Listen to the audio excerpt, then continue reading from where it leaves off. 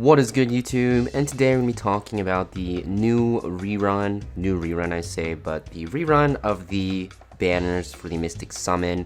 You'll see that we have 4 ML 5 stars available to summon here, as with every single rerun that we have.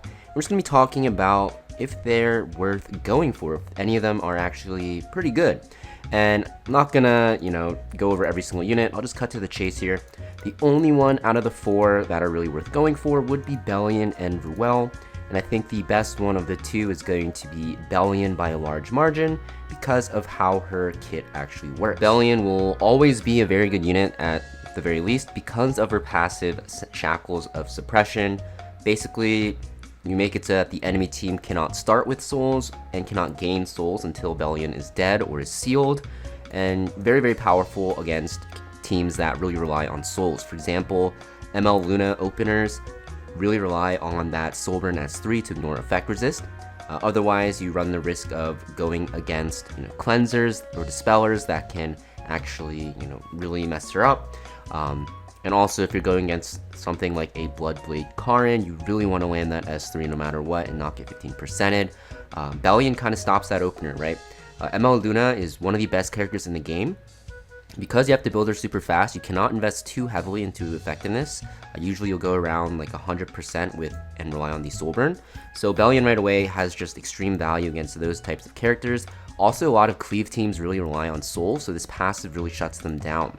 She also is a very good anchor character because she has this AoE attack that will push back the enemy CR, also provokes and gives her a defense buff. So against cleave, it's very, very easy to see why Belian is such a very powerful pick, because she can lock them down, and she also has this very annoying S1 to decrease their speed and hit chance as well. So yeah, one of the best characters in the meta. I think Ruel is also a very good pick because of the fact that she can revive people. She also prevents it so that if she gets killed, she can't really, be stopped from reviving because she'll revive herself. And she also has this very good S2 that puts damage limit as well. It's a very good single target healer. The only thing is she does get countered by things that prevent revive or counters revive, obviously. It's because of that, she does have more limited usage. Also, she plays very slow, so if you're going against a team that's very aggressive, she's not as great. But Belian is one of the best characters at stopping aggression, so I think she is definitely a character that you want to have on your account because of how good she actually is. However, I want to actually talk about just ML 5 stars in general, especially reruns. So we actually look at this timeline here. Looking at the right, I know you guys can kind of barely see it. I'll actually move it over. You'll see ML Arunka here, and we're just gonna look at the recently released ML 5 stars and how good they are, right? What I'm trying to get at is if you guys want to actually save for broken ML 5 stars that come out. So you have ML Arunka, one of the better ML 5 stars in the game, very, very powerful. ML Teu was just okay. He's good, but he's very niche. ML Pera, one of the best ML 5 stars in the game as well. ML Huayang, a very strong ML 5 star, but also niche. ML Lua, very strong as well. Parsetti, also very powerful. ML Ilyanov, also very powerful, one of the best knights in the game. ML Luna, of course, one of the most broken characters right now, if not the most broken for PvP.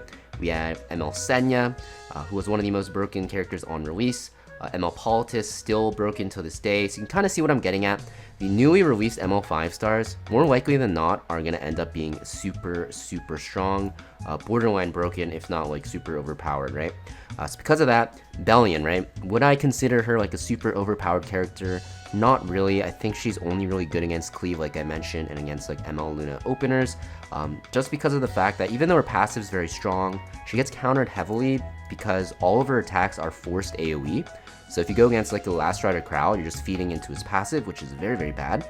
And anything that benefits off, counterattacking, like Lone Crescent Bellona off AoE hits, very strong as well.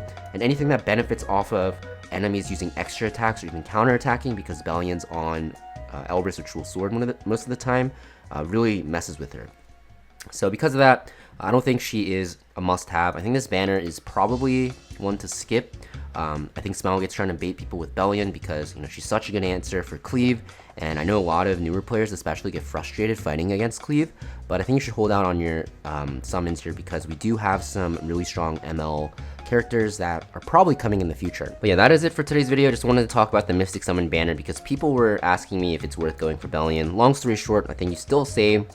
Definitely wait for the next MO5 star to be teased, and then if it looks very weak, then maybe go for it if you really want.